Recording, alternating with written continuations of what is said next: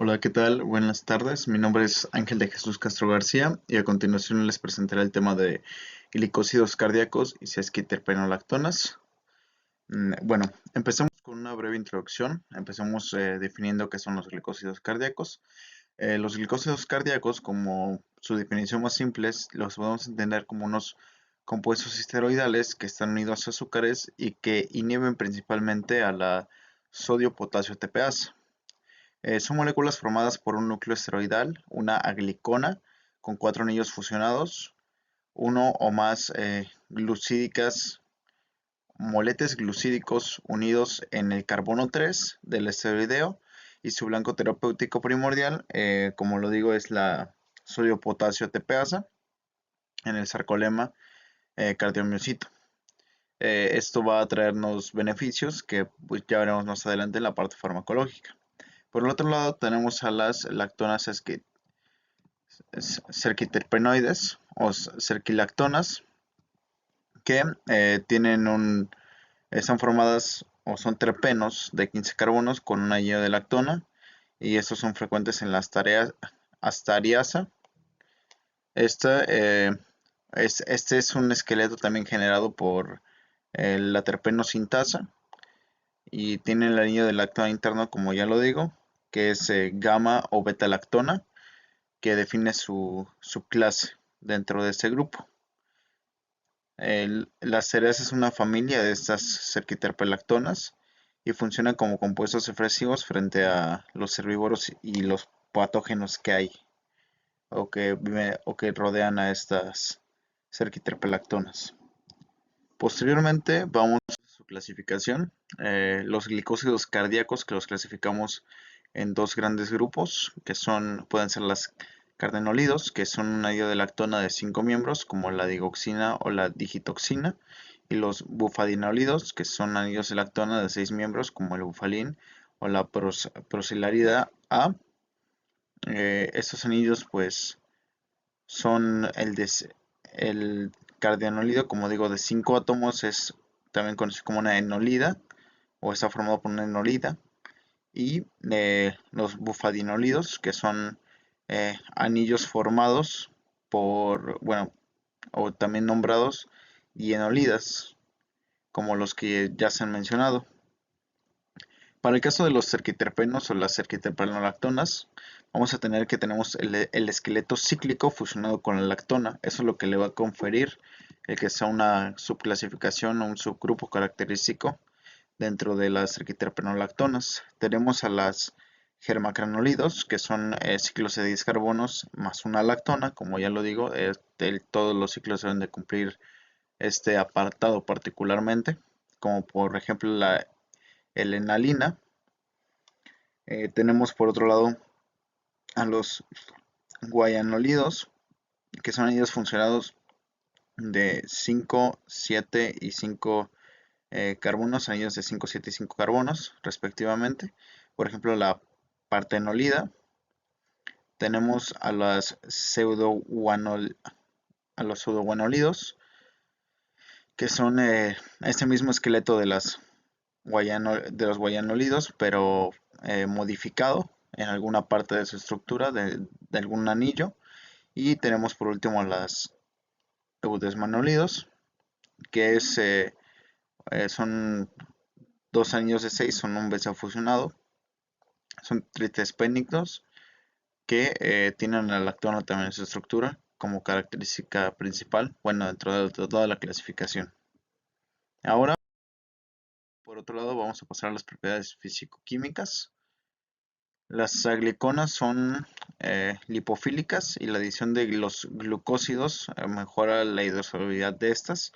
Es crucial que pase esto para tener una mejor administración oral cuando se crean los medicamentos y que se pueda administrar por esa vía. Por su parte, también en la parte de espectroscopía tenemos que el UV-Vis va a leer a estas agliconas o bueno, a estos glucósidos en bandas alrededor de 200 a 200, de 210 a 220 nanómetros. Ahí va a tener el núcleo esteroidal o va a leer el núcleo esteroidal, que es un transgeno esteroideo, y más o menos a los 300 nanómetros va a leer al grupo cromóforo de la lactona, que es lo que pues le confiere ese intervalo de lectura en el V visible. Por otra parte vamos a tener en el infrarrojo que se van a poder ver de características los grupos alcohol, que van a aparecer en unos 3400 centímetros a la -1, y a los grupos carbonilos, que son los de las lactonas, y que van a aparecer más o menos en 1700. Por su parte también se pueden leer tanto en RMN como masas. En RMN las señales características del esqueleto iteral, vamos a tener señales características del esqueleto esteroidal y las azúcares de este mismo. Y vamos a tener en masas la masa molecular y los patrones de fragmentación también característicos para esta estructura.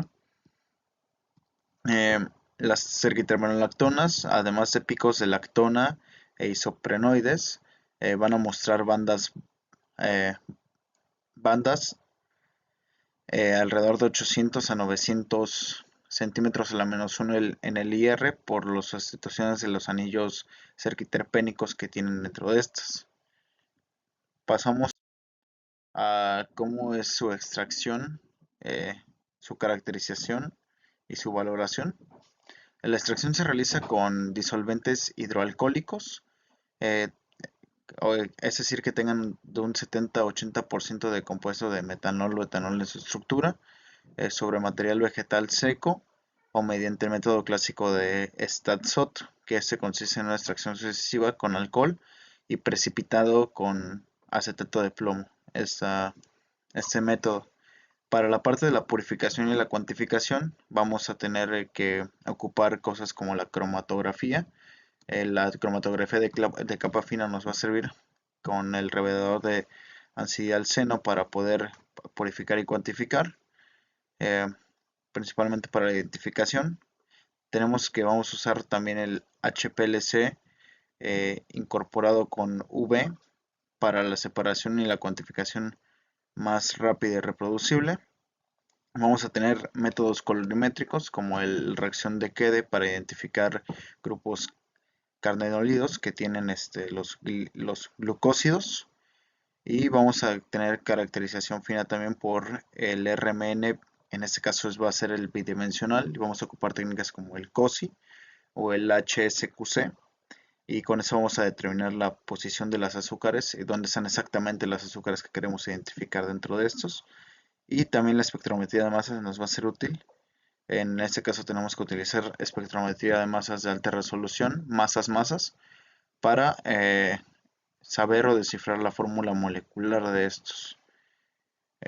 También se puede hacer por algunas derivatizaciones, en el caso de masas, para revelar algunos perfiles volátiles y las lactonas, y sin derivatizar para algunas lactonas que son polares. Ahora, a la parte de la biosíntesis de los glicosidos cardíacos.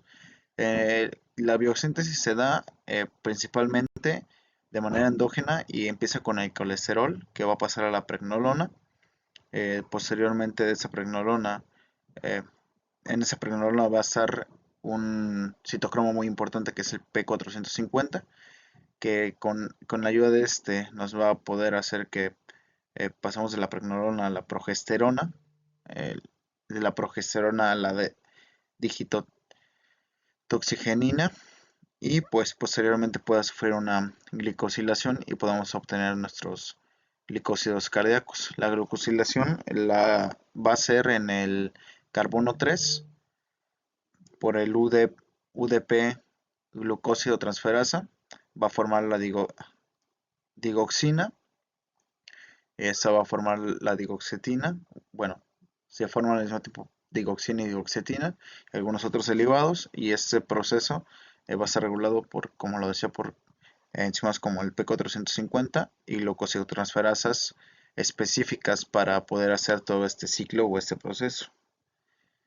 Por otra parte, vamos a tener ahora la biosíntesis de los cerquiterpenolactonas. Esta biosíntesis va a partir del farnesil pirofosfato, eh, el cual se sintetiza en citosol vía la ruta del melvalonato que ya habíamos visto previamente, y a partir de la farsenil pirofosfato vamos a pasar a la forma morfa 4,11-dieno, que con ayuda de la 4,11-dieno sintasa va a pasar al alcohol artemísico.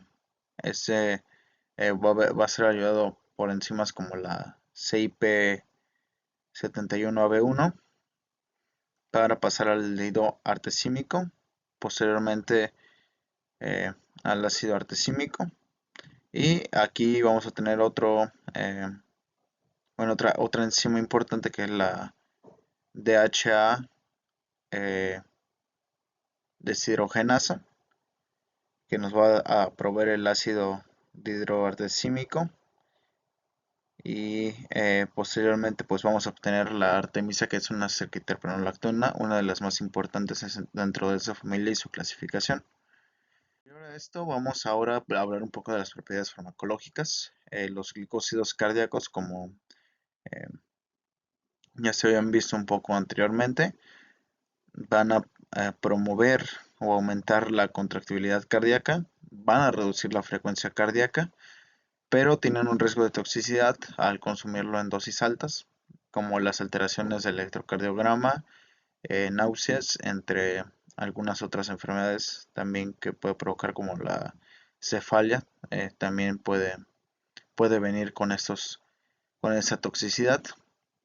Aquí recordemos que en esa contractibilidad el inotropismo va a ser positivo, va a aumentar, por lo que va a haber un refuerzo en la contracción. El cronotropismo y el dromotropismo van a ser negativos, y va a haber una desaceleración del área ventricular o de la contractibilidad cardíaca.